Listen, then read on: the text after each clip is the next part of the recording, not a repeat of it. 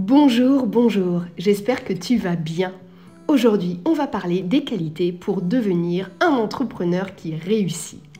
Alors attention, bien évidemment, c'est une liste de qualités que moi j'ai répertoriées. Maintenant, si tu n'as pas telle ou telle qualité de ce que je vais te dire, des qualités que je vais nommer, ne t'en fais pas, ça ne veut pas dire que tu ne vas pas réussir, etc., etc. Je donne mon avis, après, voilà, vous en faites ce que vous voulez. Parenthèse fermée, on démarre.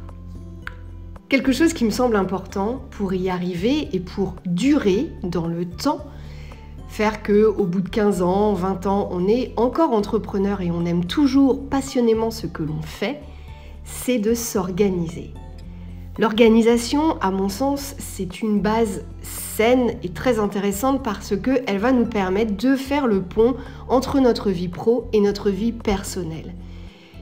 Et malheureusement, il y a bon nombre, je vais essayer de peser mes mots parce que sinon certains vont me tomber dessus, mais bon nombre malheureusement d'entrepreneurs se retrouvent à un moment donné dans leur vie au bord du gouffre avec une famille qui explose parce qu'ils n'ont pas su donner suffisamment de temps à leur vie personnelle, trop pris dans leur vie pro, ils n'ont pas eu le temps, trop pris, voilà, ils n'ont pas réussi à s'organiser et à bien faire la séparation entre les temps au boulot et les temps à la maison.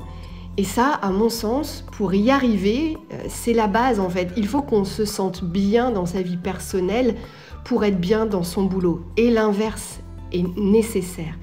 Et je pense que d'être organisé aide énormément. Ça, c'est, à mon sens, très important. Alors, rassure-toi, si tu me dis, écoute, je suis quelqu'un de désorganisé, ne t'inquiète pas. Ce qui est génial avec ce genre de traits, c'est qu'on y travaille. C'est pas quelque chose d'inné. Alors, il y en a pour qui c'est plutôt simple parce qu'on leur a inculqué ça depuis tout petit.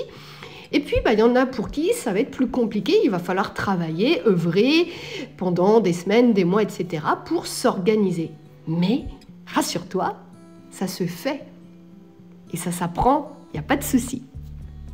Autre chose, et ça c'est lié aussi à l'organisation, je trouve, une qualité importante, c'est de savoir anticiper. Avoir toujours, vous savez, comme les joueurs d'échecs, non pas un, non pas deux, mais plutôt 3 coups d'avance sur ce que va faire notre adversaire. Je vais y arriver.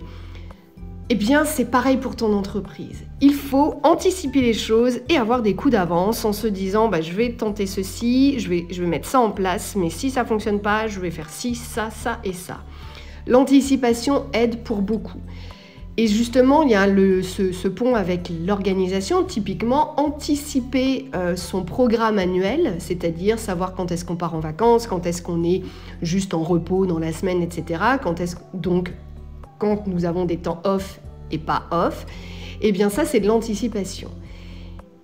Et je pense que c'est quelque chose qui vous aide beaucoup et qui nous aide beaucoup au quotidien pour vivre aussi tout simplement plus sereinement notre vie d'entrepreneur.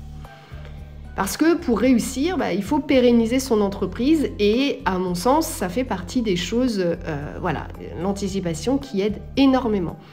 C'est pareil, c'est l'anticipation dans la communication avec ses clients, anticiper les problèmes, entre guillemets, c'est-à-dire plutôt que si on communique suffisamment bien, eh bien, les gens ne se posent pas de questions et pour eux, il n'y a pas de problème puisqu'on leur a tout expliqué. Voilà, par exemple. Autre chose, pour être entrepreneur, un truc qui est hyper important, il faut aimer les défis.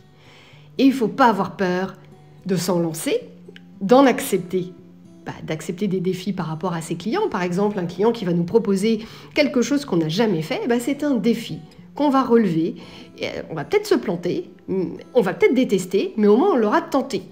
Et on saura que, non, en fait ça, non, la mousse au chocolat, je n'aimais pas. Non, je n'aimais pas, non, l'avocat, je n'aimais pas, j'ai goûté, mais je n'aime pas. Je ne recommencerai pas.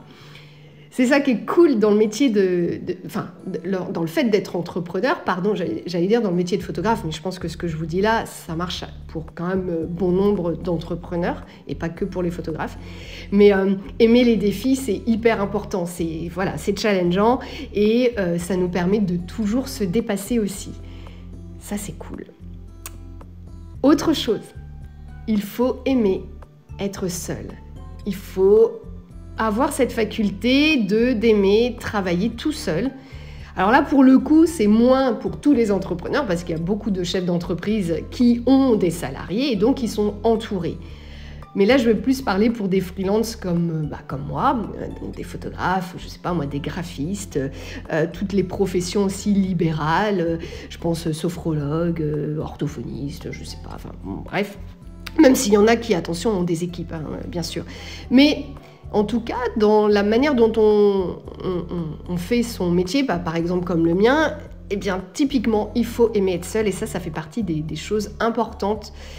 Parce que sinon, très vite, on va se sentir mal. Je vais être sincère avec ça, hein, ouais, voilà, on va se sentir désemparé parce qu'on n'aura personne avec qui échanger, etc. Ce pourquoi, pour pallier à ça, il faut s'entourer aussi de confrères, de consoeurs qui deviennent peut-être au fil des mois et des années des amis. Et comme ça, on se sent moins seul. Et ça, c'est cool. Parce que pour le métier de photographe, en tout cas, on est sur un métier très solitaire. Donc ça fait partie des qualités, il faut en avoir conscience.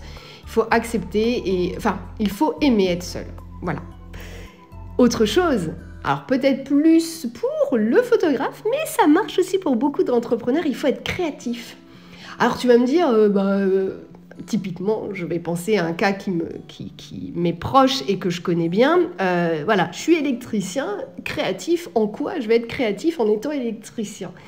Tu vas être créatif dans ton marketing, dans ta gestion de tes salariés. Tu vas être créatif en mettant en place des nouvelles choses, des nouveaux challenges pour justement tes équipes. Tu vas être créatif en fait dans plein de choses. Créatif, c'est pas que lié à l'art, tu vois. Forcément, quand on dit créatif, quand on est photographe, oui, là, c'est typiquement attrait à l'art, etc. Mais pas que. Quand je dis créatif, c'est être créatif sur plein de domaines et notamment, être capable de se surpasser, de mettre en place des nouvelles choses et rapidement ou moins rapidement, mais créer des nouveaux concepts, etc., etc. Ça fait partie, à mon sens, des choses hyper intéressantes. Quand on a ce profil-là, c'est super cool. C'est ça aussi d'être entrepreneur. Un autre point important, et après, je vais finir ce podcast, j'allais dire cette vidéo, n'importe quoi. Je vais finir ce podcast. Une chose très très importante, quand on est entrepreneur, il faut être pugnace. Il ne faut rien lâcher.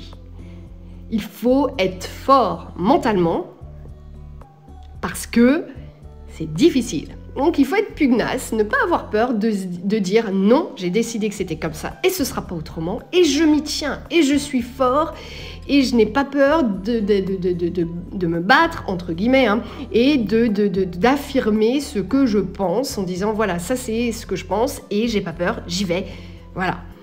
C'est important parce que vous êtes le seul maître à bord, c'est votre entreprise. Que vous ayez des salariés ou pas, c'est votre entreprise. Donc c'est vous qui avez le dernier mot puisque c'est vous le décideur en fait. Voilà.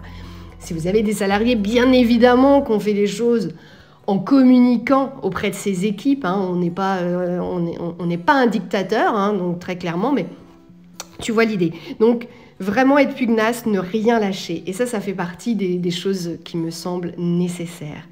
Et dernier point, être un bon communicant. Alors justement, je parlais de, voilà, si tu as des équipes, ça peut être juste, par exemple, d'avoir une secrétaire. Tu es photographe, mais tu as aussi une secrétaire, par exemple. Une ou un secrétaire. Voilà. Naturellement, je dis une, c'est pas cool, mais ça peut être, voilà, quelqu'un qui te seconde, d'avoir un second, mais plutôt d'un point de vue administratif. Il faut savoir communiquer, bien communiquer. Surtout si cette personne, elle est là pour répondre aux mails, etc. Donc, il faut vraiment être bon là-dedans. être bon en communication auprès de ses clients. J'en parlais au tout début, mais c'est essentiel de savoir bien communiquer pour justement éviter des soucis parce qu'on n'aurait pas dit telle ou telle chose. Et puis, plus globalement, la communication, c'est la base de relations saines, sereines, apaisées. Donc, on y va, on communique, on n'a pas peur. Voilà, ce podcast touche à sa fin. J'espère qu'il t'a plu. N'hésite pas à commenter, c'est le moment. N'hésite pas à me dire ce que tu as pensé de tout ça. Ça me fera très plaisir de te lire. Et puis, on va pouvoir se retrouver la semaine prochaine pour de nouvelles aventures. Et cette fois-ci, ce sera avec ma trombine puisque ce sera avec une vidéo. J'espère que ça te plaira. Voilà, je te souhaite une belle journée, soirée, nuit, comme tu veux. Et puis, je te dis à très vite, ici, là-bas ou ailleurs, qui sait. Ciao.